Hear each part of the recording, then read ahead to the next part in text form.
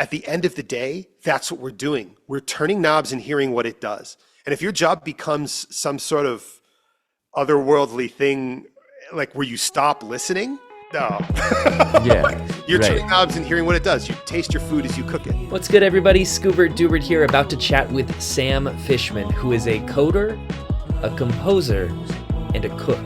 He is the technical co-founder of Musik Hack, which, if you've heard Tyler, the Creator's new record, Chromacopia, they used his mastering plugin to master the entire thing. It's a really great tool because it goes beyond like the AI, kind of give it away to the AI and it comes back with a mastering, and instead empowers the creator, the mixing engineer, to be able to take mastering into their own hands. A really fascinating kind of take on a very difficult problem to solve.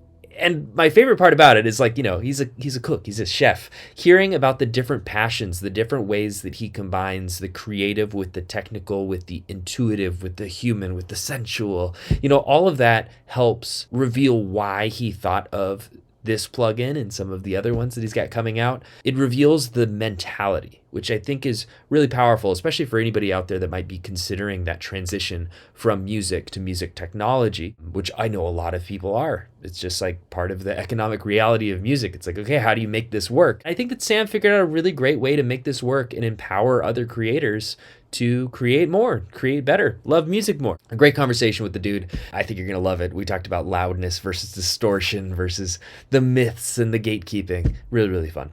Before we get into it, I'd like to introduce our title sponsor, DistroKid. DistroKid makes music distribution fun and easy with unlimited uploads, and artists get to keep 100% of royalties and earnings. And I got you 30% off. That's distrokid.com/VIP/lovemusicmore for 30% off of your DistroKid subscription. I use it, and the reason why I like using it is unlimited uploads. You can upload as much as you want. You don't get penalized for making more music. You get your music out there to the world. 1 million plus artists agree. They rely on DistroKid to get their music onto Spotify, Apple Music, YouTube, TikTok, Tidal, Instagram, and all of the major streaming services, and they're adding more and more and more. Just as the music distribution world just continues to become more and more complex, DistroKid has got your back. And if you want to have the back of this podcast and also your music career, distrokid.com/VIP/lovemusicmore, all one word, for 30% off. Enjoy the conversation with Sam.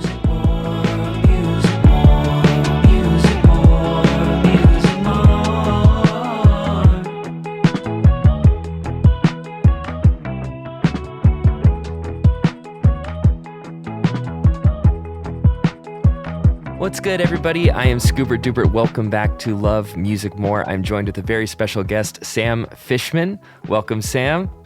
Hello. How's it going? It's going pretty good. I was saying just earlier, it's noon out over here, but I'm still waking up. It's like always a little bit of a struggle to get sunshine in. Exactly. Soak it all in. Yeah. Well, I'm super excited to talk about mastering, talk about developing audio plugins, and kind of your musical journey and how your story led you here. So let's just dive right in.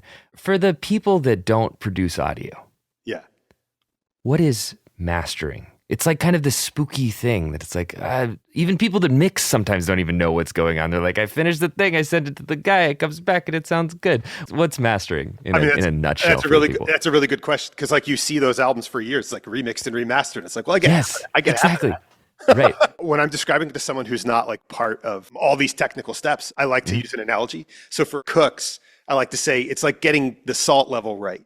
You know, all the creative decisions about how is this going to come together? What's it going to taste like? What are the textures? What are the flavors? You know, all that stuff has been figured out by the creatives up to this point. And you're not supposed to be totally leaning it another direction from there. You just want to make sure that everything pops and you're making sure that everything shines the best way it can for the way it's supposed to be. And if you're more into cars, just think like you can detail a car as much as you want, but until you put wax on it, you know, it's not ready to go up on a pedestal. It's that extra shine that makes everything great. But I would argue that these days, it doesn't necessarily have to be separated from mixing as a separate thing. And I think it's one of those things, if you really made the best mix, it's not good enough.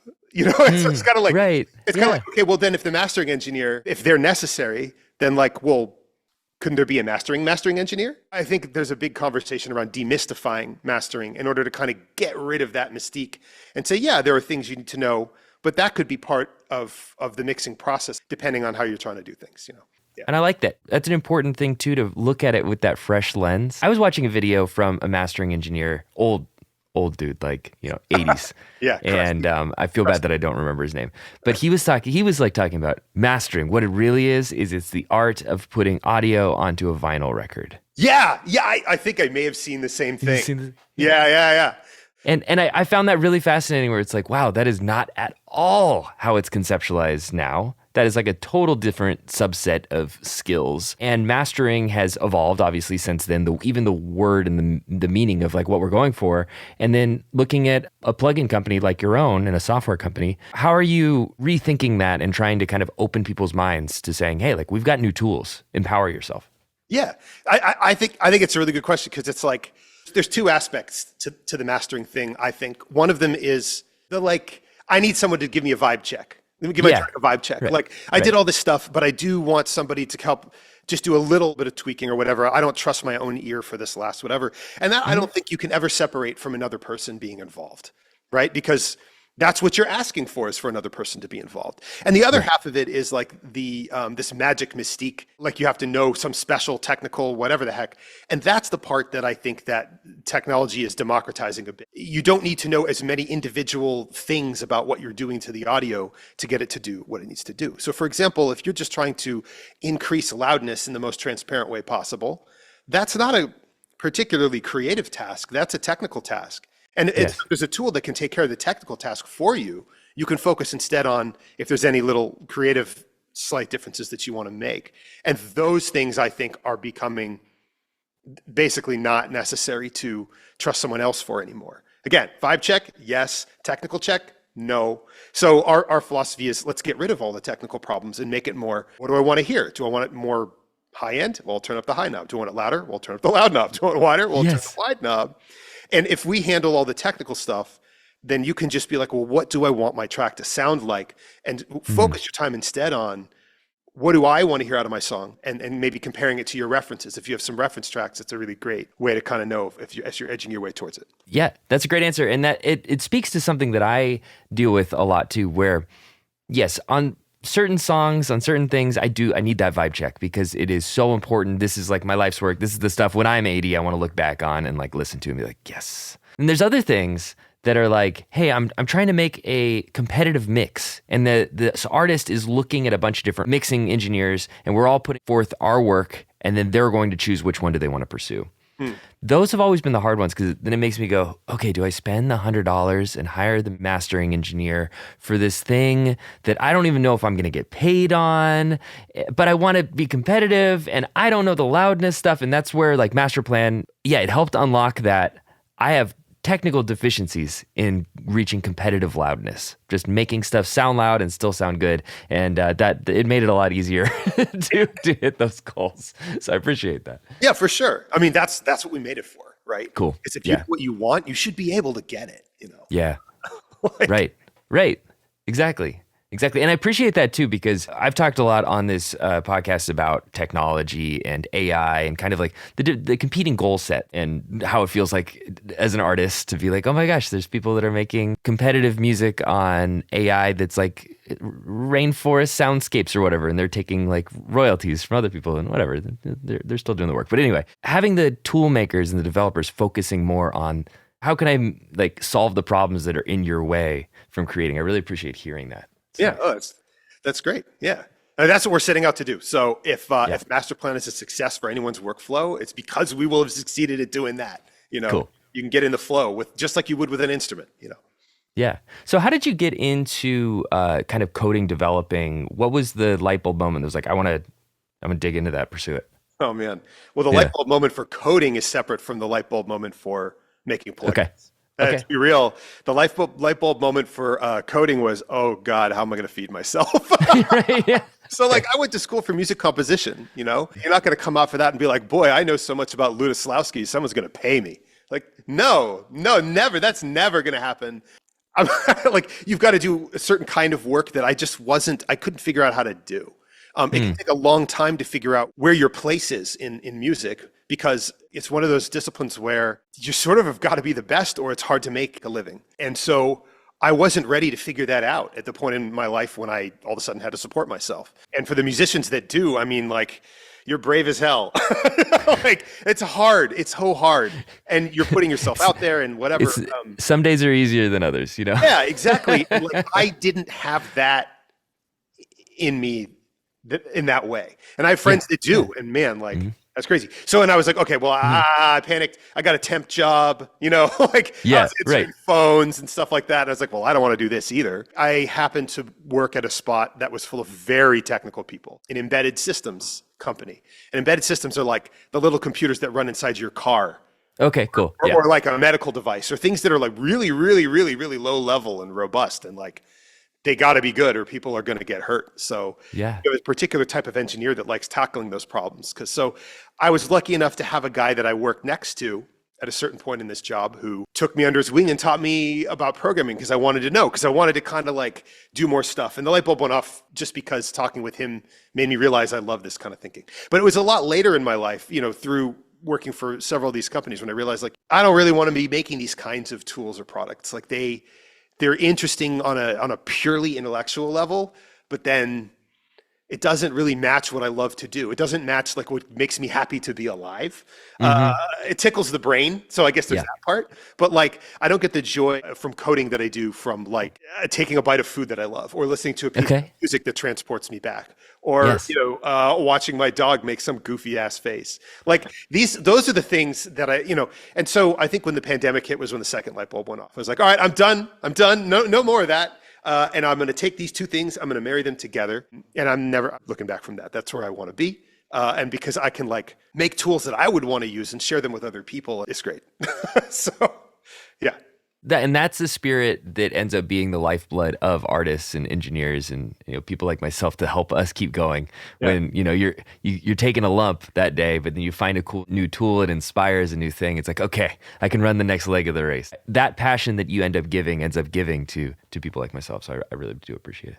Yeah, for sure. And I had some stints when I was doing some production work and stuff in LA not too long ago, but I just, you know, I just felt like the way that I could fit in the best, give the most, be part of the most, was to make the tools rather than the actual music, which I still enjoy making on my own. But like that, there's nothing like feeling like you find your place. I just, it's a thing. Yes. Yeah, it is a thing. It is a thing. And it's crazy the scale that you can end up affecting the industry by making something like Master Plan and some of the other stuff that you have in development. I'd love to talk nitty gritty. Okay, like, you got it. So because you were working on these smaller systems, I'm assuming that ends up training you really well for audio, because I did a little bit of Juice Framework C++ stuff. Yep. Bread and butter for me, yeah. For the people that maybe have like a little bit of programming awareness, maybe they did like a little Python, or on their MySpace profile they did a little HTML, you know, like that kind of level. What kind of languages and goals do you have when you're designing something for audio that has to be like really low latency, you know, fast? What audio developers work with the most in terms of what's hard for us, think about your sample rate. Right? Your sample rate at the very lowest that you're going to work with probably is 44,100 samples per second, right? Multiplied by 2, because you have 2 channels. Multiplied by however many tracks you have in your sequencer, right? So all the math that all of this stuff has to go through in order to make the sound the way that you want it to make has to process that many samples per second. And as you stack up the math, that becomes a lot. And for people that don't know samples, it's kind of like frame rate, kind of like a frame rate like on a video or something, if that helps. Exactly. It's like a perfect analogy. When I say sample, I just mean a number. Really? Yeah, cool. Yeah. Right. We got to get like 88,200 numbers through a bunch of math in 1 second. And that goes through all of your plugins per channel, per track, right? So we're really concerned with efficiency on a level that most computer programmers don't have to think about. If I'm making a website, I don't have anything that's happening that fast, but it's like, even if I did have that amount of data, there's not a big problem if it like, you have to wait a second for it to finish, right? We all load a web page and it's like, oh, the font just changed suddenly, or a graphic popped up, or it takes a little bit of time. In audio, if that happens, you're going to blow out someone's speakers or hurt their ears or ruin the bounce, and then a bunch of really annoying stuff. And so we have to break up the programming into two different parallel things happening at the same time. At least two, but I'm simplifying the problem. And the programmers like us, we think of one of them as the audio thread and the other one as sort of like the message thread or the GUI thread or all the stuff that's not doing the audio. And the reason that we do this is we have to make sure that everything that's in one of these halves has to be uninterruptedly fast. So anything that you might be able to do as a programmer that kind of you take for granted. So if you're doing scripting or whatever, like for instance, saying, hey, I need a little bit of memory because I'm going to put something in memory. We can't even ask for memory in this thread because what happens is we have to ask Windows or Mac OS, hey, do you have a little bit of memory for me? And it says, hold on a sec, let me get back to you. But if I'm streaming 88,200 samples a second, do I have a sec to wait? No, I do not. No, I do not. And we don't know how long that might take. So that's one of the many things, and there are a lot of them, that we can't do when we're processing the audio. So we have to separate these things out into the two different areas and then pay very close attention to what we do when we're processing your audio because that's what causes clicks, pops, crashes, all these things that you hate when you're using the plugins. We've tried so hard to make sure that they run right. And that causes one more problem, which is that these two different lanes have to talk to one another, right? When you're on the interface for your plugin and you're turning a knob, you're just thinking like, oh, I turn the knob, it changes the sound in some way, just like if I were to bend a guitar string or something. But what's going on in the computer, like I have to think about, is, okay, they're turning a knob, but that knob is part of the thing that's drawing to the screen, and that thing is going to do stuff that's talking to the operating system, and so that's going to be on this message thread or this interface thread or this, when I say thread, I really just mean kind of like timeline of execution. Think of it as a track in your sequencer, right? And it's doing stuff separately from this other track that's doing the actual audio processing. And if they have to talk to one another, if they're sharing some space where they have messages that they're talking to one another, if they try to like write information to the same place at the same time, that's what causes your crash window to come up. So every time we have these communications between the two of them, we can shoot ourselves in the foot as programmers. And then you, on the other hand, as a user of the software, would be like, my plugin's crashing. What did you do? We're constantly fighting with making this audio thing really, really, really fast and really, really, really not doing anything that might pause and separating that all out and then developing really clean and clear lines of communication between the two tracks so that they don't step on each other's feet when they have to talk to one another. For instance, if Scoobert and I said a word at the same time and Zoom crashed, it would be terrible to try to record this session, you know? And that's kind of the deal. Does that make sense? I'm trying to No, it does. And I really appreciate the granularity, but using the, simple terms. I think that's really helpful to kind of digest it all. I've got some big news, everybody. My vinyl record is out. We didn't make a ton of these, so these guys are going to sell out, and I would love for you to get your hands on one of them because they're so dope. They're so dope. And it comes with a whole bunch of like liner notes and pictures and special stuff, the things that really went into making this record. And I want you to get your hands on it. So go to scoobertdubert.pizza or check out my Instagram for a link or click the link in the show notes or the bio or wherever you're watching this to pick up your copy. They're going to sell out. We really did not make very many of these, and I want you to have it. It's like a collector's item. So thank you. Thank you for supporting my music, and I can't wait for you to hear it actually on physical vinyl. Enjoy the rest of the episode. Before this call, I was reflecting on I'm primarily a Pro Tools user, my journey with Pro Tools, where it has just been so many crashes, so much issue over time. And it's actually cleaned up quite a bit. It's a much better program now than it was before. But recently I did have a crash. And I remember cursing Pro Tools, like, why do I use this stupid thing? But then I reflected for a second what I asked it to do. I was running a full mix where, easily 60 plus plugins all going on with automation. And I selected a whole bunch of individual clips, so not like a full continuous rendered bounce audio file. It's all these little things. And I tried to copy it all down to like a different batch of tracks while it's playing. Okay. And it's just like, died. And I was like, this stupid program. And then I took a second. I was like, no, what I just asked it to do is absolutely absurd. And so, it should have worked. It should have worked. It should have worked. It should have worked. I know. If they let you do it, it should work. Yeah, I agree. Exactly. But yes, when you stretch something to its limits, you're more likely to uncover just one mistake that someone like me just didn't. Totally. Yeah, like and that's what I do. That's my theory of production, is pushing it to those unforeseen boundaries. It's like, surely no one would do this. But it gets it's crazy because we do a lot, but it gets even crazier.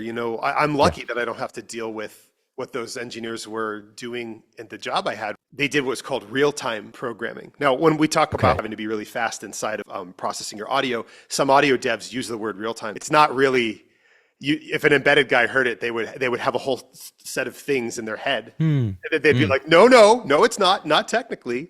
Because when you think about, for instance, the anti-lock brake system in your car, it's not about necessarily processing all those samples a second, but it's about when you hit that brake and it needs to do the thing. Literally, there can be no reason for any, like everything has to be deterministic. We have to know that brake's going to go down. And so there's a whole other layer. Whenever with technology, everything can just get bigger and bigger and crazier and crazier. So I have tremendous respect for so many people across the spectrum of engineering. And anyway, just a little side note for this. That's cool. Super nerds out there. It's a really interesting thing of just kind of thinking about where on this spectrum of loading time. It's like GTA 5. Every time I want to play it, I got to wait 15 minutes for this damn thing to load. Audio, just like you're saying, it has to give the illusion of real time. Right. Yeah. Yeah, and then there's the actual Mars rover. Yeah, right. Exactly. Your airplane. You don't want that to miss a beat. Yeah. Yes. Totally. Really fascinating, and really curious about if somebody's listening to this, which I'm sure people will be, that'll be like, I'm a musician. Yeah. I too would like to make money. How do you learn this stuff? Okay, I'm not saying it's going to be easy. No. I'm just saying it's not about easy or not easy. It's about, and we learn this, I think, from a really young, I'm using the word learn already, but we all learn in different ways. I can tell you what I do or what worked best for me. I need to have a goal or a project. And then I'm like, okay, now I have something I can chew on and break it up into pieces. And then with each piece, I can try to figure it out, right? And I think to a certain degree, that's always true. That'll always help you. But you also need to start with good resources. And there are a couple of really good communities online. And the one that I would most recommend for people that are just trying to start out it's called The Audio Programmer. It's a Discord. They do have books and services they sell and stuff, but just jumping on the Discord and joining the community is free. It's a supportive place that's well moderated in terms of no one's going to harass you there or make fun of you for asking a question that's new, because the majority of people are showing up there in order to do exactly what you're talking about. They're musicians or engineers or mixers or whoever that is this seems fascinating. I want to do it. And the enthusiasm alone is enough. Start small. I want to make something that puts a delay on a voice or something like that. It's something really small. Or I just want to make a low pass filter. Even that thing that seems like it's already only one thing, your job starts to become, how do I break that up into lots of little pieces? Because they're so complicated, all this stuff. And we're trying every year to make it easier and easier, but humans have this propensity to make things that are complex, We always end up at some kind of Tower of Babel. So by breaking it up into little pieces and talking with other people that are trying to do the same thing that help you understand what those pieces are. For instance, for me to just get to the point where I understood the thing about those two lanes, this is for the interface and the messaging, and this is for the audio, and how do I reason about them? That took me months to really kind of feel comfortable with it as a thought, right? So I think finding a community is a good thing because you have people to ask questions to where you don't feel afraid and you feel like you have that support. Having a goal that you want to reach that's modest, because it's very easy to think of a goal that's really crazy. I want to make a multi-effects plugin. It's now you got a lot of effects to learn and DSP to understand and all this other stuff.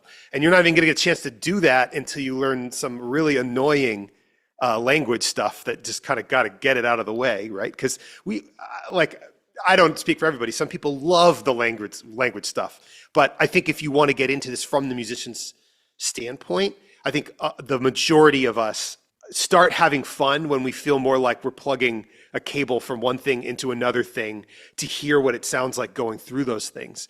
And the challenge is to get your brain to accept that you no longer get to just plug the cable in, you got to do literally everything from in Everything. between, right? And then you kind of swim around and find your way. That was a pretty abstract answer, but the basic answer is just start with a modest goal that would still be interesting to you.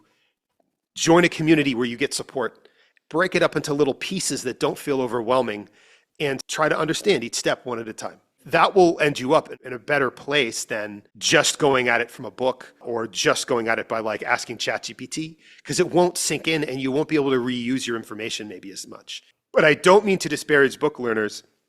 I have met some people who just read a book, have a thought, then do this like pace around for 2 days, and then they just barf it out and it works. I'm not that kind of person. I need to get dirty with it and like try stuff. So it could be that I just don't understand you, and I mean no offense. I'm just saying what works for me and some of the people that I've helped teach. Yeah. Yeah, that's great. And I like the perspective too, because I think it's a perspective of, a musician, a creator of, why are you getting into this? It is like, to have some sort of fundamental change on the output. You want to make your mark. Yeah. I'm really curious too. This is a question. It's okay if you don't exactly have an answer for this, because this isn't 100% what you do. But like analog modeling, like what Universal Audio does. Yeah. Where they spend all of this money, they have this huge big team, and I'm assuming my basic understanding of it is you take a bit of classic gear, you run like a sine wave or something basic through it, see what changes on the other end, and then you can kind of like do the math to be able to reapply those changes, like IR modeling kind of. Is that the basic concept? Like how are they doing this where like they have like a Teletronics LA2A and now it's in my computer and it sounds pretty much the same. Like how do they pull that off? There's a lot of different techniques you can use to do that. Okay, cool. Yeah. And the most recent one is AI. And it's one of those things I'm not like a huge proponent of AI and like all of everything, but I do think it's one of the things that AI is well suited towards, because you're kind of like, there's some magical process that happens in this box. Could you figure it out for me? Is sort of what its thing is, right? Yeah, right. It's really raw math at the end of the day, because, well, by the time it's in a computer, it is. It's raw electronics before, but you know what I mean? But like, we use math to understand how electronics work. We use math to design electrical circuits, right? So there's a relationship there. Classically, back in the day, you might approach this from the perspective of, I know that this circuit does certain things. I know some digital signal processing, DSP code, that does those similar things. I'm going to put those things in the same order and then just try to tweak all the little parameters on the digital signal processing until it sounds more or less like the original thing.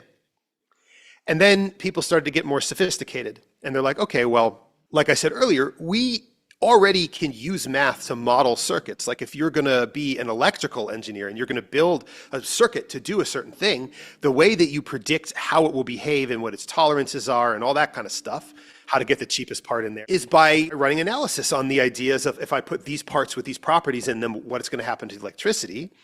And so some smart guys were like, oh, wait a minute. We can design math that is made to run in a audio rate fake real-time process that is good at doing these circuit approximations. And the game becomes different. Now the game becomes, let's make a mathematical model that fully describes the electronics in the piece of gear that I'm trying to emulate as much as possible, right? Obviously, you have to make it run fast enough, so we have different shortcuts.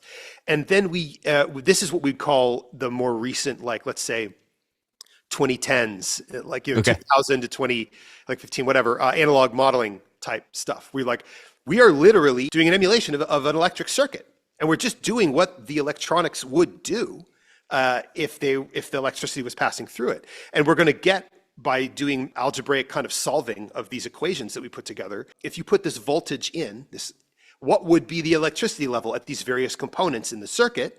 And that way we can also draw out, we can connect wires in different spots because we know what the values are of the electricity and da-da-da-da-da. And then you're kind of building a digital understanding of an analog electronics circuit. There's all sorts of math that goes into that because electricity is continuous, right? You don't have little breaks in time, right? When we're dealing with signals, we have what's called continuous versus discrete. A continuous signal is like when you draw with a pencil. Discrete would be like you poke dots, right? And so when we're doing that kind of math, we have to figure out like where would the value be if it's in between these two.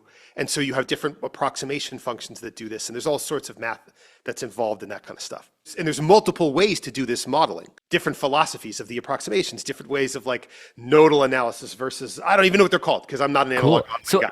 how is this knowledge kind of being generated and then There's a musicians and There's a found like one of the most famous circuits I know that's like, I don't remember how to pronounce this guy's name, but I think he wrote the paper when he was working for Native Instruments about zero delay. I forgot what he was calling the filters because I don't have the paper in front of me, but we know them as state variable filters in the industry now, which is a big deal because you can modulate them in really clean ways and they're just very stable. They're great. And he was explaining, starting from very early scratch, like what if I just want to model a simple low pass filter with as few electrical components as possible. Like I'll find the circuit board that has the fewest number of things and I'll say, how does my mathematical theory map onto that? And then he builds more and he builds more and he builds more until he has this book. That's so sick. I feel so bad that I don't know his name. I'll have to pull it up. But I think he was working for Native Instruments at the time, clearly an academic. I think that kind of opens the floodgates and then more and more stuff comes out. And there's some sort of balance between the academy and private industry. That also comes out in papers because the academy, people that are students or grad students will do lots of research.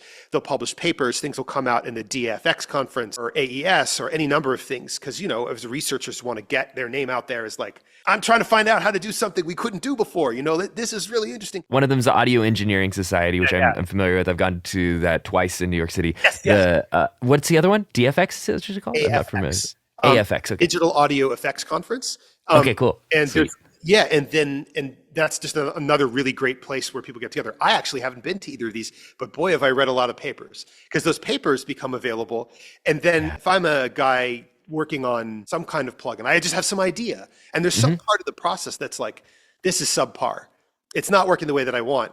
I'm going to start digging through these papers and see like, is there any new research that might tackle this thing? And sometimes the whole problem that they solve might not be what you're trying to do, but there might be one or two steps in the paper that's like, ooh, I could use that. And there's this dance between the two that happens because I feel like researchers are in it for the research. They want to know, and they're so curious about what the world has to offer and what they can discover in just that. And then businesses and like what I call private industry, which sounds really, it sounds like, you know, you're in high school and they're like, are they robber barons or captains of industry? You know, private industry, they want to be like, okay, well, we need to make money doing something and we want it to be as good as it can be because we want to make people happy. So they want to buy this thing.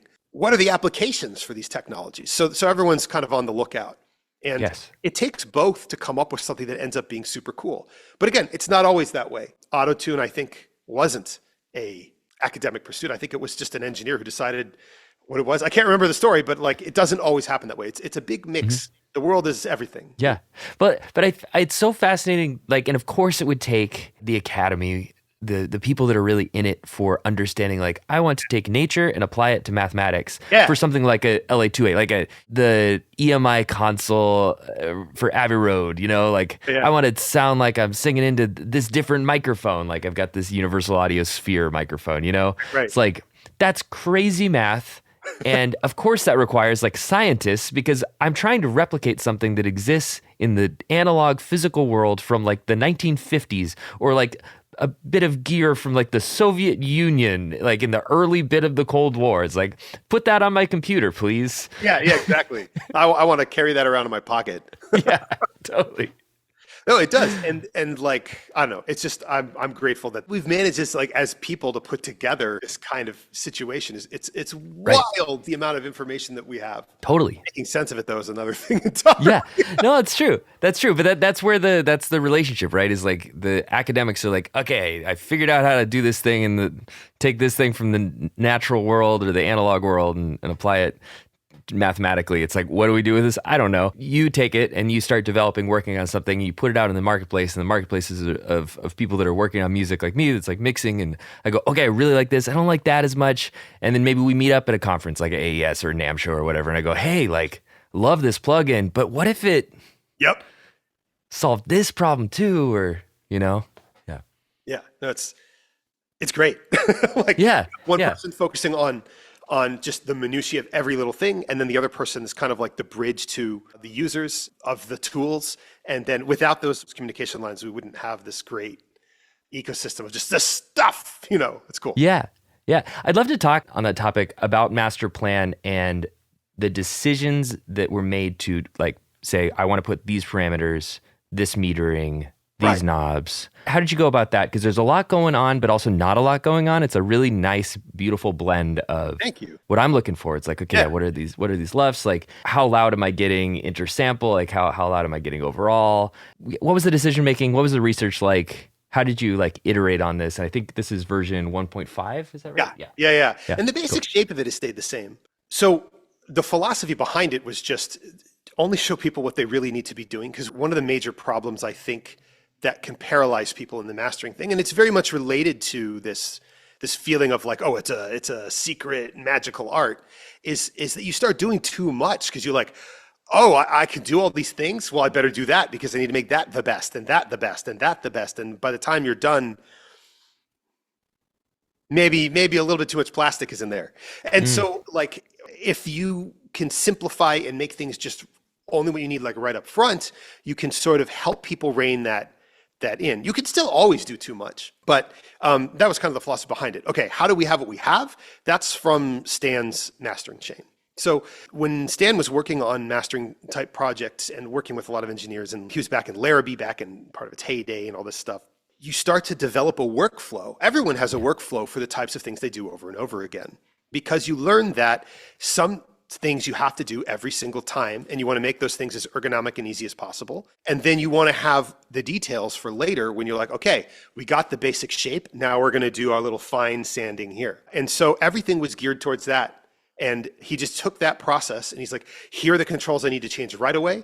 Then here are the things that are sort of optional. We'll make the optional things small with buttons to enable them. We'll make the non-optional things big, and it'll just sort of draw you to the most important things. Like, get the loudness level right, get the width right, do a little tone shaping, and you could be done for a lot of tracks. And then at that point, if there's something that starts to stand out, you can now go down into like a little detail layer.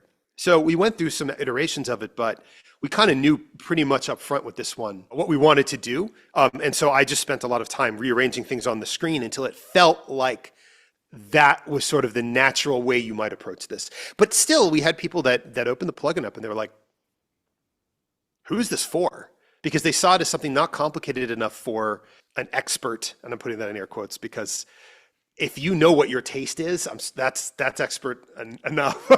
And and too complicated for a beginner. I think that if you make those knobs do what they say they do, it's not too complicated for a beginner. Just don't make too many knobs, because like a beginner, in as much as someone who's new to audio software, they can still turn a knob and hear what it does. And I think that at the end of the day, that's what we're doing. We're turning knobs and hearing what it does. And if your job becomes some sort of otherworldly thing, like where you stop listening, no. Like, you're turning knobs and hearing what it does. You taste your food as you cook it. That's how you know that you're moving in a direction you want. As far as the metering, we didn't have any meters at all except for the LUFS meters on the first one. And I stand by that decision. Actually, I know people want meters and it makes them feel more comfortable about what they're doing. But honestly, like if you can't hear a problem, the meter's not going to tell you. If once you hear a problem, a meter might help you find the place where that problem is. But if you hear no problems, meters might not be the greatest thing to be looking at all the time. And I'm seeing, as we get these more and more powerful computers and more technology, like the metering is getting more complicated and visually busy. I don't necessarily think that's serving music whatsoever. It might be for some people, maybe it's inspiring, but it's not going to help you make something great all the time. Sometimes it'll lie to you, where like, especially like imaging, like width is so perceptual that like the computer will be like, it's so wide. I'm like, it sounds more narrow now, even though there's all these fancy colors out by the side of my head. You know? Right. If you're not listening, it's it's hard. And again, I love to cook, so I'm going to keep going back to cooking analogies. But it's like the problem with following recipes is that invariably something about your ingredients is different than whoever wrote it. Not only that, but they wrote the recipe to be robust. Right? So whatever you have, you could always make it a little better when you taste it, because I need a little more salt because of what I have, or I need to add a little sugar because the fruit wasn't as ripe as it could have been, or my stove isn't as hot, so I need to cook it for longer. Like, and these are things that you develop as a sense simply by doing and tasting, and they can't be replaced by following instructions, just like they can't be replaced by some meter.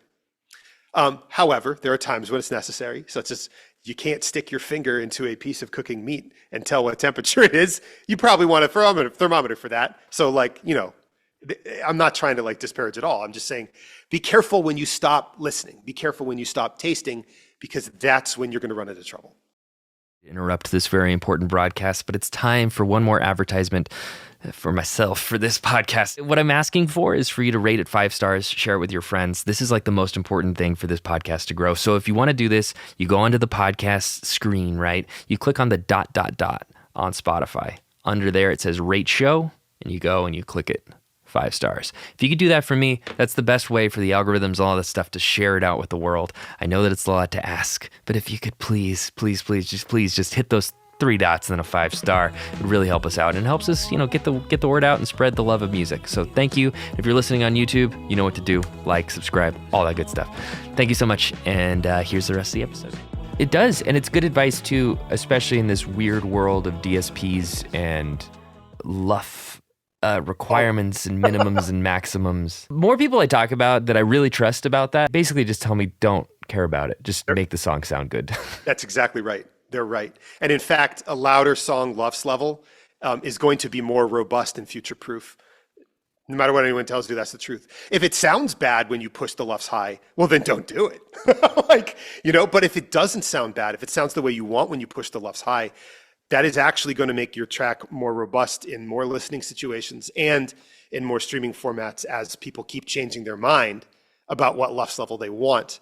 Because the worst possible scenario is that someone, well, either it's so quiet that it's not competing anymore because the platforms raised it back up, or the platforms decide to push your track up, in which case now they got to put a limiter on it because your peaks are now overs. So it's always good if you can get your track loud and it sounds right to keep it loud. It's just bad if that loudness comes at the expense of the other qualities in the track that you love. And that's really the only message. And that's a good message, especially competing against like the Landers of the world, like the very AI. They're adding more parameters. I see they did like a plugin. I understand that they're trying to, but I feel like at their core, they're trying to take away choice and just be like, just hand it over to me. Treat me as though I'm your mastering engineer rather than empowering the mix. Yeah.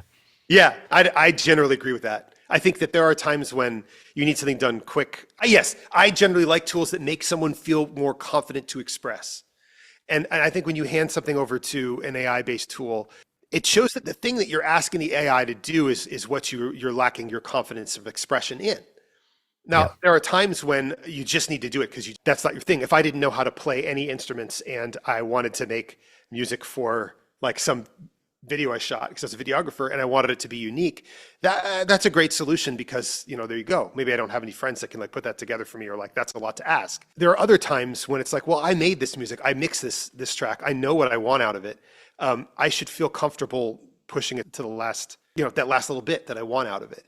And in AI, you're abdicating responsibility and like your creativity to this thing that doesn't even have a soul.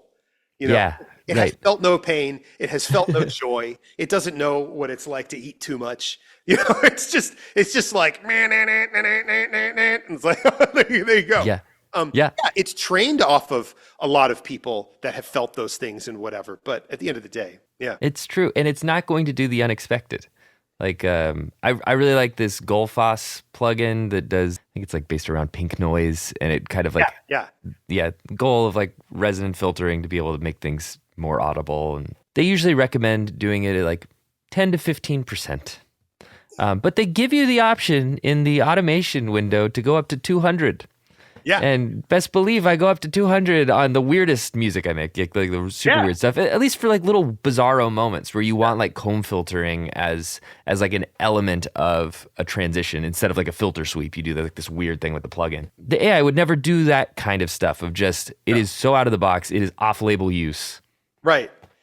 Yeah, exactly. I totally agree. And I think that's where the cool stuff for AI is going to come in later, where people are going to use AI to make these little like sound object type things, but then they can creatively mix them together, kind of in a new version of sampling. You know what I mean? Right. And I feel Exactly. like as much as we are empowering people to express and create, it doesn't bother me so much. But it's where we give it up to the AI that I'm like, oh, Yeah. that doesn't make me feel wonderful anymore. I Kind don't want of to sound like am. too much of a curmudgeon. You know No, what no, I mean? no, no, Yeah, no. I think that like it's like we were talking about autotune too. It's like where do you point the technology, or do you just put it on everything? You know, it's like there's a time and a place, and there's a genre situation, and there's like an irony that you can use it for. Like autotune is a great spice, like you're talking about, but it's not for everything. It's not for every moment. In the same way that we're talking about this though creatively, I do think there's an element or opportunity for predictive DAWs, like predictive digital audio workstations, where like, hey, I see that you're doing this task over and over and over again, cleaning Yes. up all of this audio. It's like, do you want me to finish that for you? It's like, yes. Oh yeah, I think so. Alex, who works with us at Music Hack, she sent me something. I think it was a quote from someone. I can't remember who it is or what it was, but it was like, I don't want AI to make my art for me while I wash the dishes. I want my AI to wash the dishes for me when I make art. Exactly. And like, yes, there we Yep. go, right? Like, I don't want to dig, like to the sound object example earlier, maybe the problem is I don't want to have to dig through all of my, like, at this point, probably 360 trillion samples. Like, just Yeah. generate for me a new palette, and now I'll play with that palette. That's cool, right? Because Yeah. it took an administrative thing, or for somebody maybe who doesn't enjoy the picking process, and it turned it into a momentary thing, so you can get right down to the part where you're doing the sort of expression that makes you happy, it makes you get it out there. That's the Yeah. It's like the same thing with like synth patches. Sometimes that takes me a long time. I'm not like primarily a keyboardist. I'm a guitarist. And so it can take me a long time to find like a patch that I like and then adjust all the filters and stuff like that. I would love a text base. Hey, like I would like a Juno that's got kind of this vibe, that's mixing a little bit of this artist and that artist, but is going to be in this lane. And then it's like, here's like a starter. Ooh, how about like a Shazam one where you like you give it a sample and you're like, I want like That direction, please. I really like the way the guitar tone is in this thing. You don't even, and it does the step separation, finds the guitar, and it goes like this. It's like, all right, cool. Here's your plugin. Yeah. Yeah. I mean, I could see it work. Sick. I could see it work. Yeah. All right, I'll get back to you in 10 years. Yeah. There you go. There you go. Speaking of which, what other stuff? Sounds great. We got a bunch of stuff that we have Cool. kind of in the Awesome. I'm excited. pipeline, because we're always looking towards all sorts of new things to do. And it's been a while since we released Master Plan, because we wanted to make sure that it was really solid before we moved on to the next thing. I mean, we felt it was solid when we released it, but like, It's a great sign of a plugin company. From my perspective, Okay, like put out one and make it rip and iterate on it for a little while and then extend. It's always just to thank to me. Yeah. Yeah, so I don't know. I don't think I've announced what this thing does. So like, I guess you're going to hear it first. I'm not going to say the name or whatever, or I'm just going to give it an overall look. But Master Plan's about mastering. It's about buses or the 2-track, right?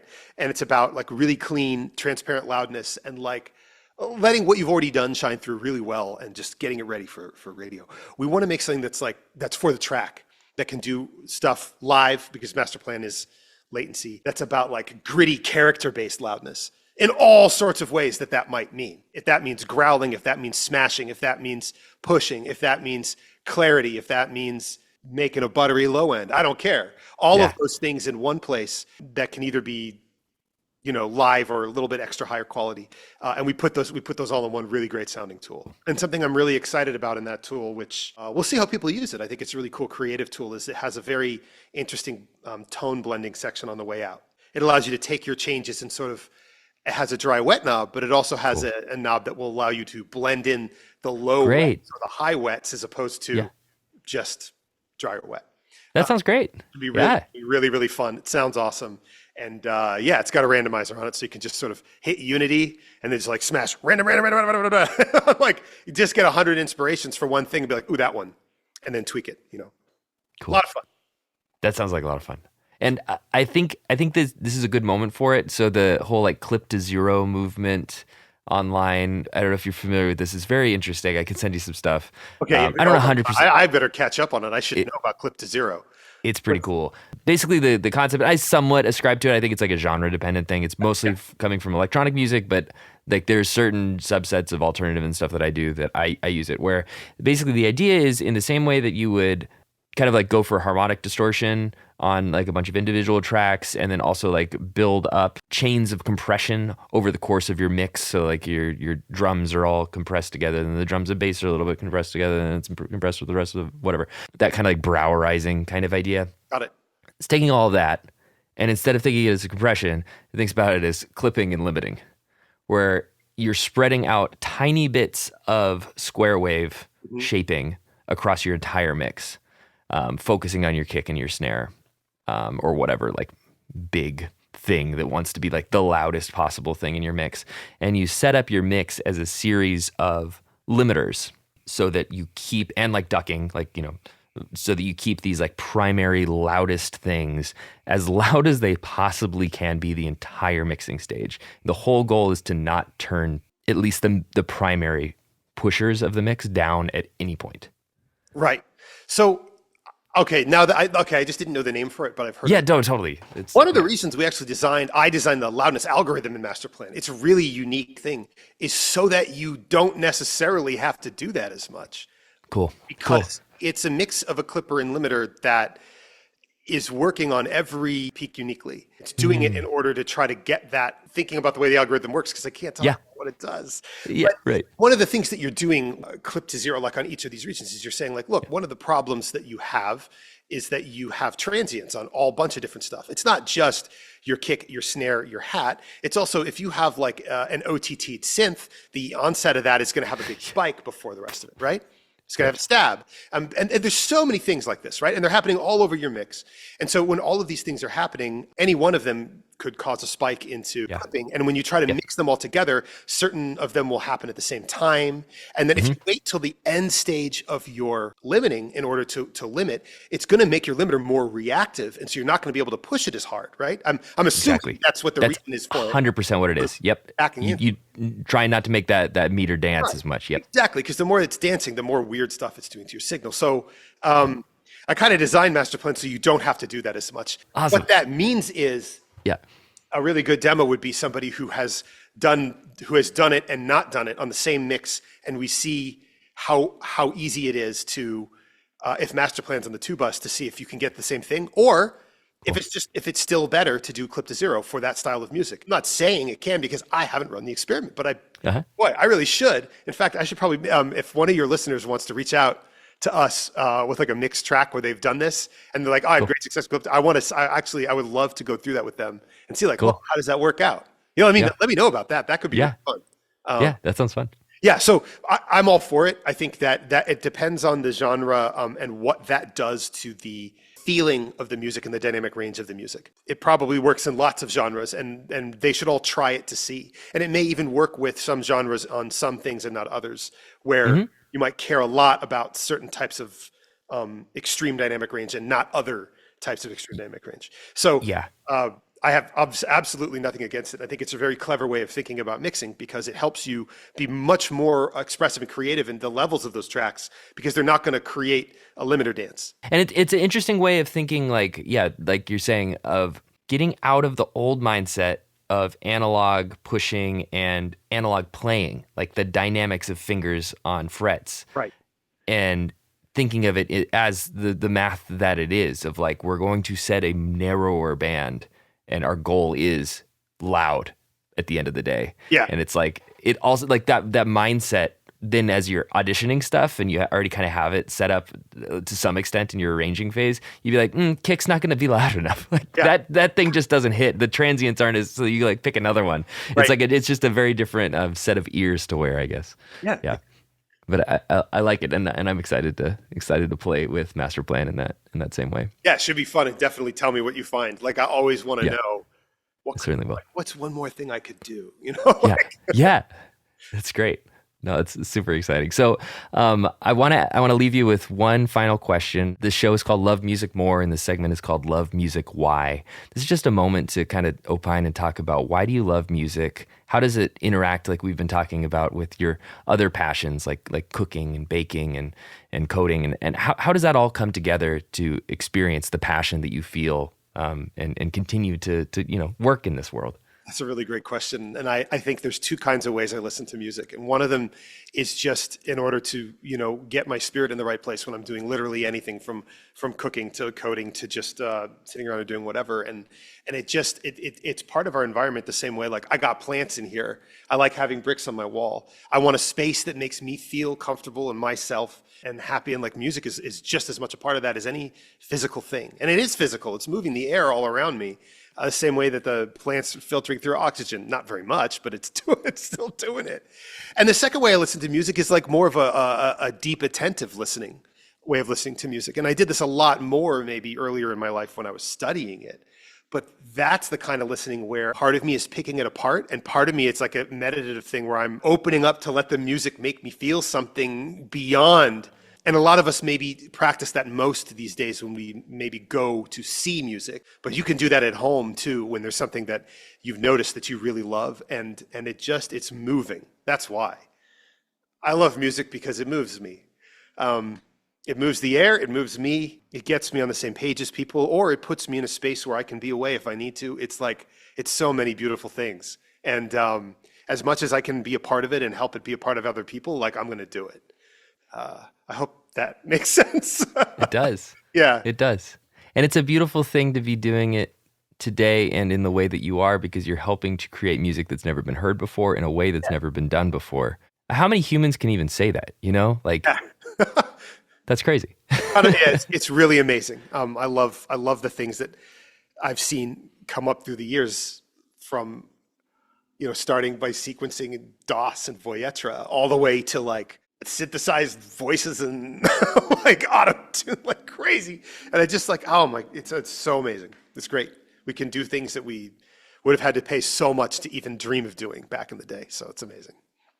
Totally agree. Well, Sam, anything you'd like to leave the listeners on, and also where can they get in touch and download the plugin? Oh yeah. First of all, you could reach us at musichack.com, MUSIKHACK, or on Instagram at musichack_, or TikTok at Musik Hack LLC. I wish we could get the same name for everything, but that's not how it works these days. Just check out Master Plan there. There's a demo if you want to give it a shot.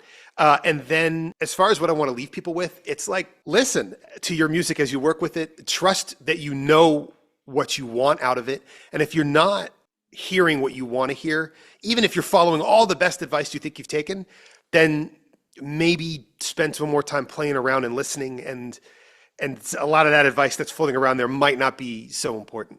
You'll find over time which advice is important and which isn't, and who to listen to, and you'll feel much better believing that you can do it and hearing the sounds you get when you center yourself in that. It's just a great thing. That's my message. It's great. I couldn't agree more. Cool. Couldn't agree more. Well, thank you, Sam, and let's definitely keep in touch. Yeah, it's great talking.